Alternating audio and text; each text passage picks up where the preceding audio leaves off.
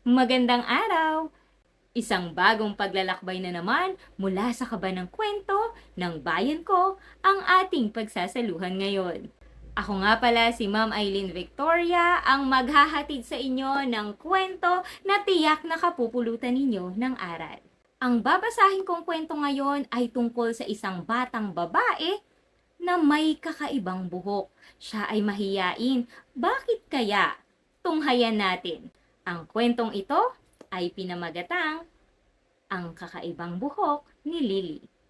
Ito ay isinulat, iginuhit, at binigyang buhay ng inyong lingkod.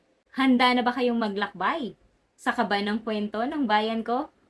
Halina, makinig! Nay, maganda ba ako? Malungkot na tanong ni Lily sa kanyang ina habang nakaharap sa salamin at sinusuklay ang buhok ng kanyang manika. Aba, oo naman anak, ang ganda-ganda mo. Sagot naman agad ni Aling Lina sa anak. Bakit mo naman biglang naitanong? Hindi ba lagi ko ngang sinasabi sa'yo na ang ganda-ganda mo? Baka kaya nyo lang sinasabi sa akin yun dahil anak nyo ko. Bahagyang pagmamaktol pa ni Lily na bakas ang nagbabadyang luha sa mga mata. Aba hindi! Mariing tutol ni Aling Lina kay Lily. Bukod sa anak na nga kita, ay talaga namang maganda ka anak. Si Lily ay isang batang babae na may itim at bilugang mata at malalantik ang pilik mata. Maganda rin ang kanyang ilong, hugis pusong labi at may mapusyaw na kutis.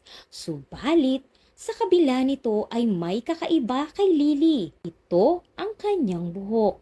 Hindi niya ito gusto. Hindi gaya ng ibang bata ang kanyang buhok. Hindi ito lumalaki, kaya naman siya ay lumaking mahiyain at hindi nakikihalubilo sa ibang bata. Oh, halika na nga at aayusin ko na nga ang iyong buhok. Naghihintay na ang tatay mo. Pupunta na tayo sa plaza. Ikinabit ng kanyang nanay Lina ang artipisyal na buhok sa kanyang ulo na tinernohan pa nito ng bulaklaking sombrero. Tingnan mo anak, bagay na bagay sa'yo. Masayang wika ng kanyang ina. Ang ganda ko kung tumutubo ang buhok ko at kung totoong buhok ko ang suot ko ngayon. Matamlay na wika ni Lily. Bahagyang niyakap na lamang ng ina si Lily at inaya na ang anak. Kinuha ni Lily ang kanyang lapis, pangkulay at papel. Mahilig gumuhit si Lily. Ito ang kanyang libangan dahil hindi siya masyadong lumalabas ng bahay para makipaglaro sa ibang bata dahil ayaw niyang maging tampulan ng tukso. Tuwing linggo ay nagsisimba silang mag-anak at matapos ang misa ay tumutuloy sila sa plaza upang doon mag-picnic. Gawin na nila ito para naman kahit papaano ay hindi laging nagkukulong sa kanyang kwarto si Lily. Maraming bata na kasing edad ni Lily ang nasa plaza rin kasama ang kanilang pamilya at masayang nakikipaglaro sa bawat isa.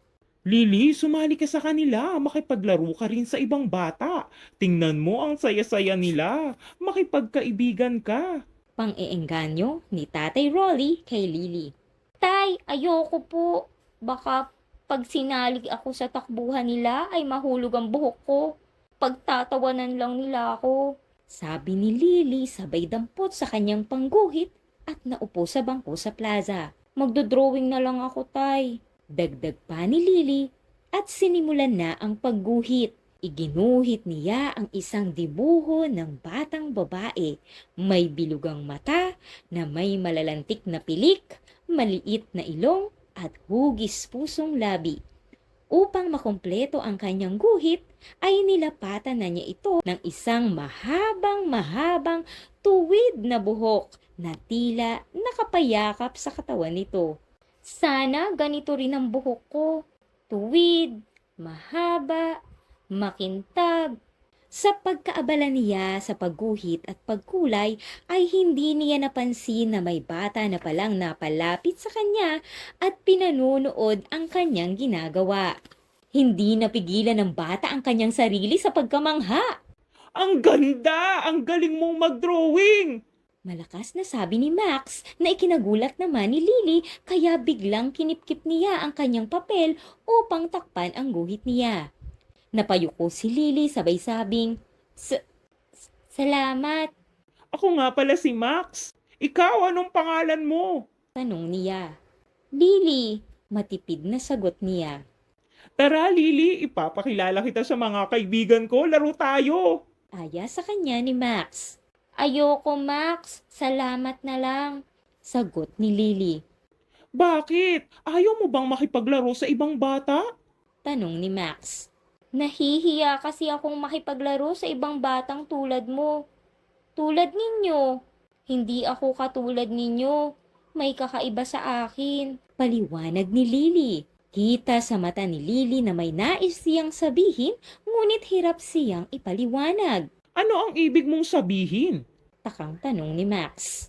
Tingnan mo ang buhok ko. Sabi ni Lily habang inaalis ang kanyang sombrero at ang artipisyal na buhok na ikinabit ng kanyang ina. Lumantad ang makinis at walang buhok na ulo. Ito ang totoong ako, hindi tulad ninyo. Kalbo ako.